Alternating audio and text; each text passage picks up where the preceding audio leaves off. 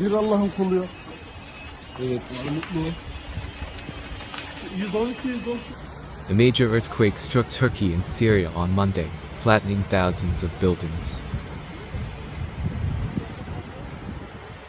Dozens of nations pledged aid after the 7.8 magnitude quake, which hit as people were still sleeping, and amid freezing weather that has hampered emergency efforts. The quake, which was centered on Turkey's southeastern province of Kahramanmaraş, sent residents of Damascus and Beirut rushing into the street, and was felt as far away as Cairo. Multi-story apartment buildings full of residents were among the 5,600 structures reduced to rubble in Turkey, while Syria announced dozens of collapses, as well as damage to archaeological sites in Aleppo.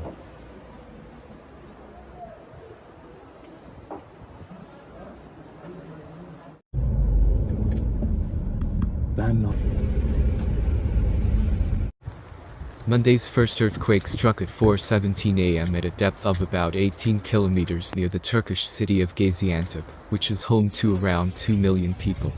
The initial quake was followed by dozens of aftershocks, including a 7.5 magnitude tremor that jolted the region in the middle of search and rescue work.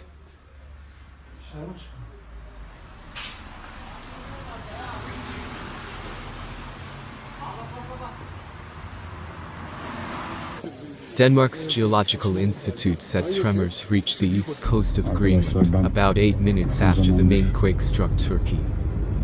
Despite temperatures falling below zero, frightened residents in the city were preparing to spend the night on the streets, huddling around fires for warmth. The European Union has activated its crisis response mechanism in order to coordinate the bloc support measures to Turkey and Syria quicker after earthquakes. So far, there are more than 20,000 rescue personnel working in the earthquake region for recovery efforts.